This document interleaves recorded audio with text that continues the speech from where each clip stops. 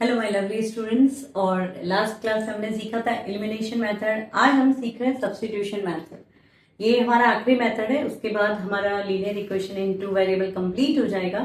और उसके बाद अगर आपको कोई भी प्रॉब्लम है तो प्लीज कमेंट अस, ताकि हम आपको और भी क्लियर कर सकें। तो ये दो क्वेश्चन जैसे मैंने लिखे हैं, अभी इसमें जो कैसे सॉल्व करना होता है सब्स्टिट्यूशन मेथड में, सब्स्टिट्यूट का मतलब क्या होता है कि एक की जगह दूसरे को बैठाना। तो यहाँ भी हमें कुछ ऐसा ही करना है। पहली इक्वेशन लेना है, उससे एक की वैल्यू निकालनी है दूसरे के टर्म में और उसको दूसरी इक्वेशन में बैठाना है।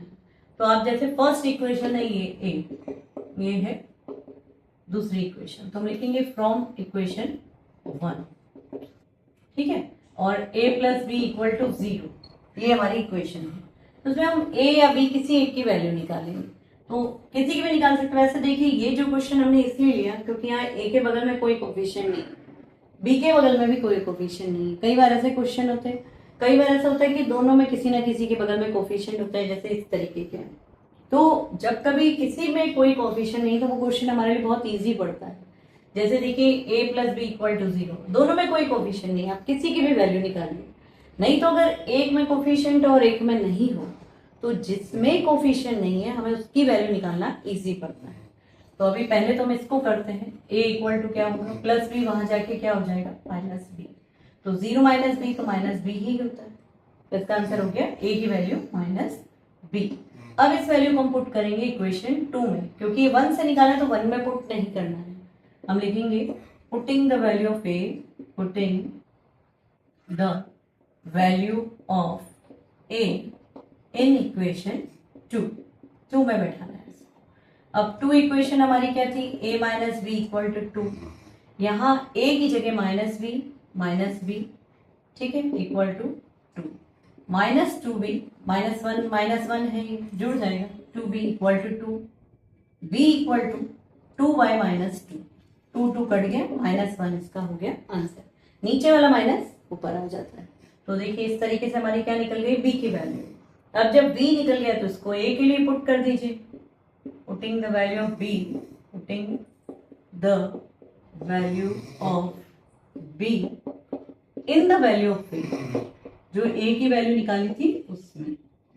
तो a की वैल्यू हमारी क्या आई थी, minus B. a equal to, अब b की खुद की वैल्यू -1 है और एक माइनस बाहर भी, तो ऐसा हम ऐसे लिखेंगे a equal to minus multiply होगा क्योंकि बीच में क्या है ब्रैकेट, तो ये आ जाएगा 1। मतलब a की वैल्यू 1 और b की वैल्यू क्या है -1। ये हो गया हमारा आंसर। तो देखिए +1 -1 क्या आता है 0, और a की वैल्यू 1 और b की वैल्यू -1, तो दोनों जुड़ेंगे साइन के हिसाब से 2। तो इस तरीके से हम वेरीफाई भी कर सकते हैं। तो ये हो गया हमारा पहला क्वेश्चन। अब अगर दूसरा क्वेश्चन जो इस तरीके का, इसमें देखिए कोएफिशिएंट दिए जैसे मैंने आपको कहा था। तो अब जब ऐसे क्वेश्चन जब हम सॉल्व करते हैं तो हमें क्या करना है, जिसमें कोएफिशिएंट नहीं हो उसको सॉल्व करना, उससे निकालना ईजी पड़ता है। तो हम इसको ले लेते हैं इक्वेशन 2। आप 1 से भी कर सकते हो, 1 का तरीका भी मैं आपको बताऊंगी भी दूसरी इक्वेशन में। फ्रॉम इक्वेशन 2 इसे चूज करना बेटर है। x plus 2y equal to 8। अब हमें किसकी वैल्यू निकालनी है, x की, क्योंकि इसमें कोई कोफिशिएंट नहीं है। तो 8 माइनस 2y, ये आ गया x की वैल्यू।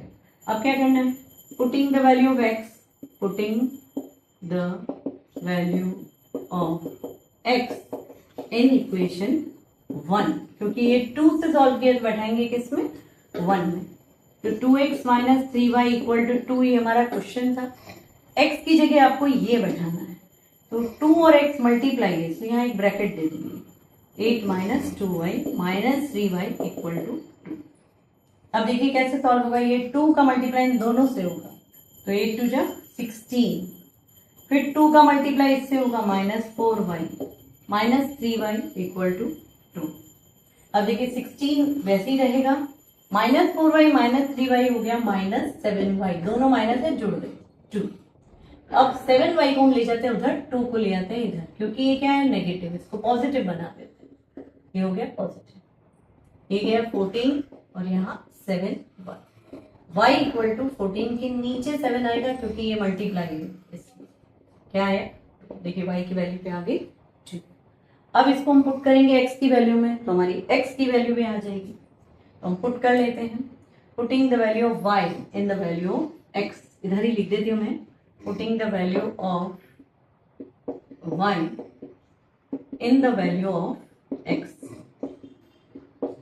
x की वैल्यू में। अच्छा, x की वैल्यू मेरी क्या आई थी, x equal to 8 minus 2y, जहाँ y की वैल्यू अभी मेरी आ गई है 2, तो 2 मल्टीप्लाई 2 यानी 8 माइनस 4, x की वैल्यू क्या आई 4, तो x की वैल्यू 4 और y की वैल्यू है 2।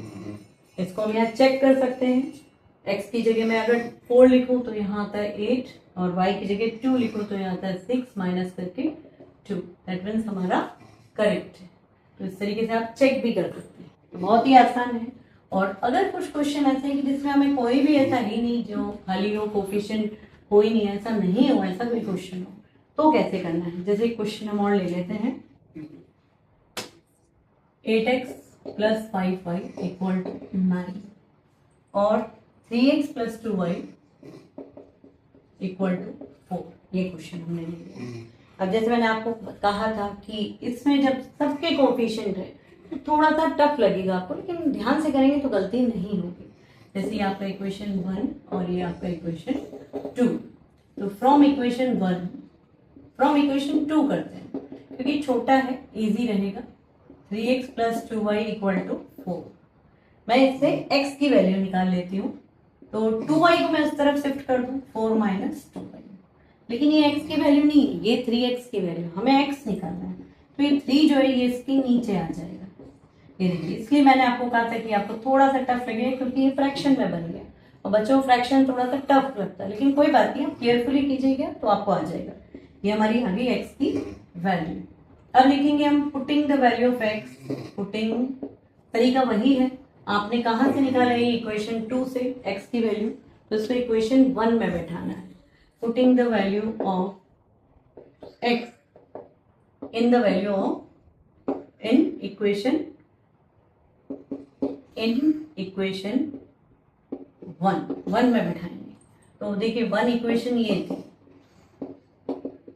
x की जगह हमको क्या बैठाना है, 4 माइनस 2y बाई 3, ठीक है, और यहाँ 5y था जो ऐसे ही रहेगा, 9 ऐसे ही रहेगा। अब कैसे करेंगे, देखिए 8 और 3 कटता तो काट देते, कटते तो है नहीं, तो 8 को हम ऊपर मल्टीप्लाई करेंगे, 8 4 जा 32, फिर 8 को हम इससे मल्टीप्लाई करेंगे 16y, नीचे 3 है 3 रहेगा, ये दोनों साथ में, फिर प्लस का साइन है 5, इसके नीचे भी हम एक 1 लगा लेते हैं क्योंकि ये फ्रैक्शन है, हमें फ्रैक्शन का ऐड करना पड़ेगा।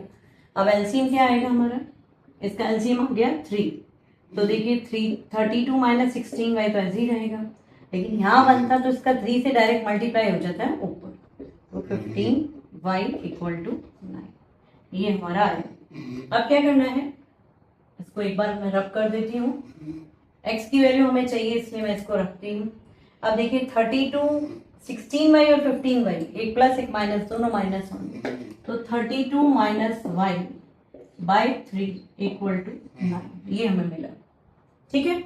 अब मैं ये x की वैल्यू यहाँ पे हमारे पास लिखी है, तो इसको रब कर देती हूँ।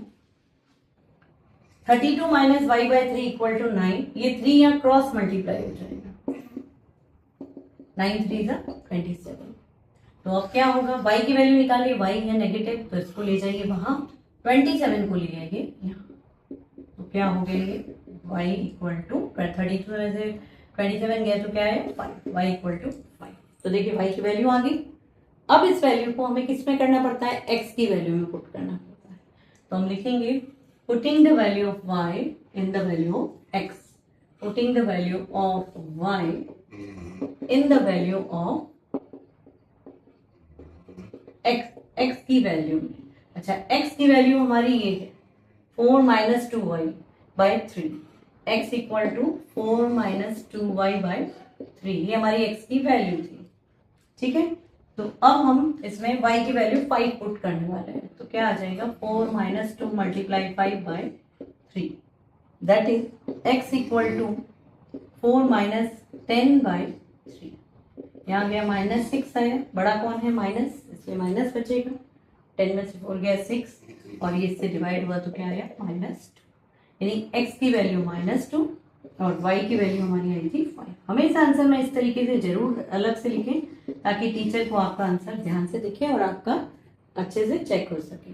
तो देखिए बहुत ही आसानी से निकल गया। आप इसमें पुट करके भी चेक कर सकते हैं। एक्स की वैल्यू अगर मैं -2 यहाँ रखती हूँ तो यहाँ आता है -16, और y की वैल्यू 5 रखती हूँ तो आता है 25। 25 में से 16 जाता है तो क्या आता है 9। तो ऐसे हम चेक भी कर सकते हैं अपनी निकाली गई वैल्यूज को। तो बहुत आसान है, आप कीजिए। और अगर कोई भी डाउट है तो हमें कमेंट में जरूर बताइए। अगर हमारे वीडियो आपको पसंद आ रहे हैं तो please like, share and subscribe जरूर करें। Thank you.